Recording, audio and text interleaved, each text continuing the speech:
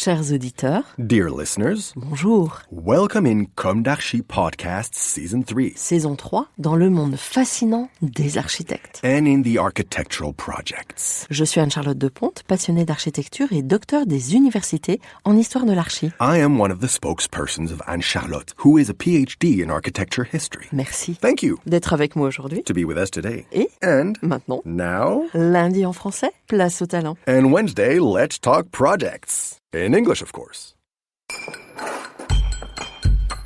Bienvenue dans Comme d'Archi. Chers auditeurs, bonjour. Bienvenue dans le premier épisode de notre série d'été Comme d'Archi sur le thème Petite chronique et beau château. Cet épisode a été écrit par Esther qui prête sa voix au Comme d'Archi en anglais. Cet été, nous avons choisi de vous proposer une promenade au cœur des châteaux de France, au cœur de l'histoire parfois royale de ces demeures, de leur architecture majestueuse, monumentale ou même intimiste. Pourquoi un tel sujet ? Parce que, comme le dit si bien André Malraux, l'inventaire des richesses artistiques de la France est devenu une aventure de l'esprit.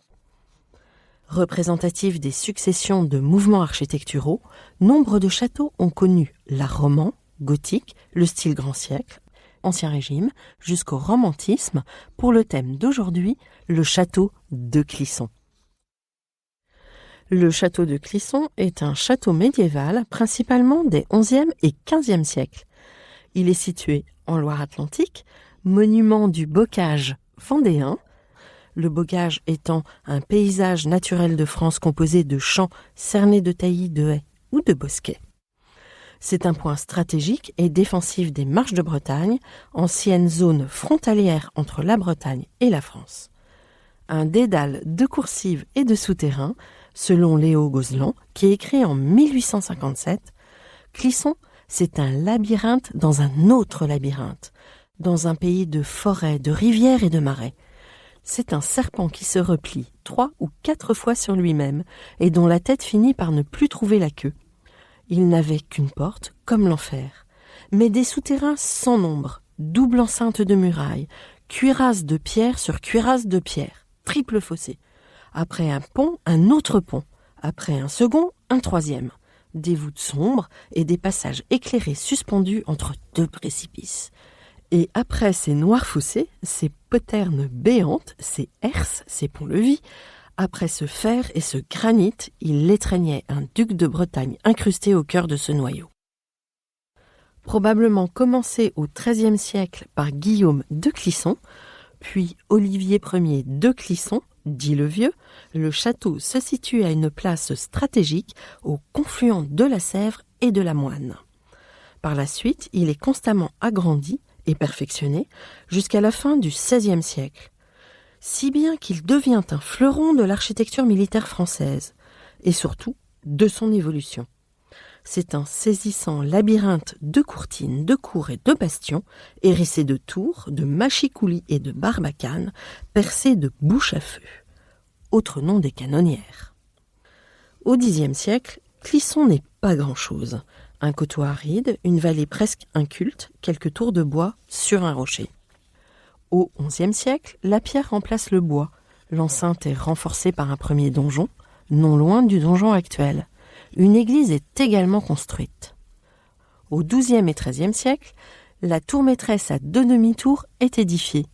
Les côtés abritent des logis, offices, cuisines, chapelles, appartements ducaux et grandes salles. Bâtie sur un éperon rocheux, l'enceinte polygonale est protégée par une double rangée de douves. La construction est caractéristique des fortifications romanes. On retrouve une tour carrée à vis hélicoïdale, piles composées et voûtes rampantes, des baies cintrées, une alternance régulière d'assises, de moellons de granit et de petites assises de calage. Avant de parvenir au logis seigneurial, il faut franchir 4 ponts, dont certains mobiles, au-dessus de profonds fossés, passer une demi-douzaine de portes et traverser 3 ouvrages solidement défendus.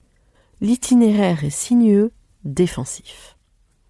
Plus tard, Olivier V de Clisson fait construire le grand logis oriental. Il se compose de 3 grandes salles superposées identifiable sur le pignon nord, où l'on peut encore apercevoir les ancrages des planchers. Au XVe siècle, le duc François II de Bretagne, probablement né à Clisson, fait du château sa résidence principale. Entre 1464 et 1488, il procède à une restructuration complète. Il fortifie les parties vulnérables de l'enceinte, prolonge la courtine en direction du nord et agrandit le château vers l'ouest. De puissantes constructions sont bâties à l'ouest et au nord. Une barbacane en demi-lune et des tours avec casemates pour l'artillerie sont édifiées. Vers la fin du XVIe siècle, on y ajoute encore des remparts. Des bastions à orillons, éléments de maçonnerie construits à l'angle d'un bastion pour protéger des canons, un large fossé extérieur avec une contre-escarpe et des glacis. Le château de Clisson est encore un des bastions de défense de la Bretagne. Pourtant, il est déserté au milieu du XVIIIe siècle, puis incendié par les troupes républicaines pendant les guerres de Vendée. Les meubles du château sont vendus, les archives en partie détruites. Le donjon achève sa ruine, après s'être soudainement écroulé, paraît-il, lors d'une nuit de Noël du XVIIe siècle. En 1807, les ruines sont achetées par le sculpteur François-Frédéric Lemot.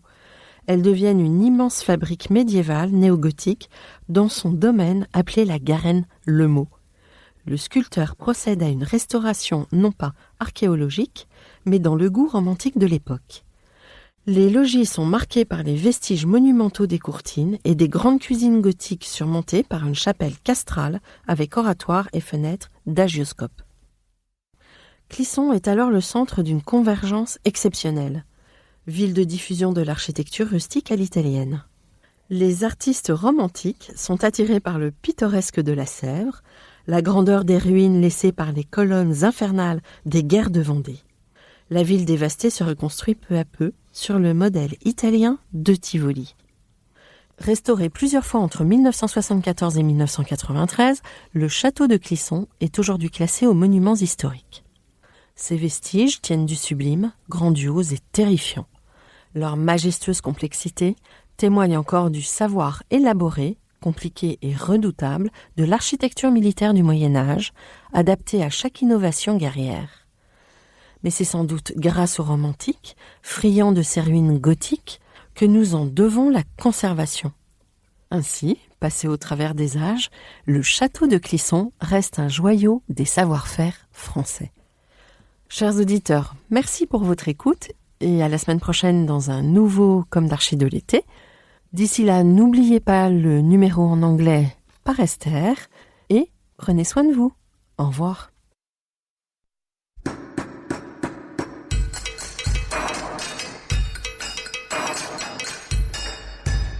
Chers auditeurs, merci pour votre écoute. Merci à Julien Rebourg, réalisateur, qui nous accompagne sur la partie son. N'oubliez pas de retrouver nos sujets en avant-première sur Instagram à l'adresse @comdarchipodcast. Si vous aimez ce podcast, favorisez sa diffusion en lui donnant 5 étoiles sur Apple Podcast, plus un petit commentaire, ou sur votre plateforme de podcast favorite. Et surtout, abonnez-vous pour écouter tous nos épisodes gratuitement. À bientôt, et d'ici là, prenez soin de vous.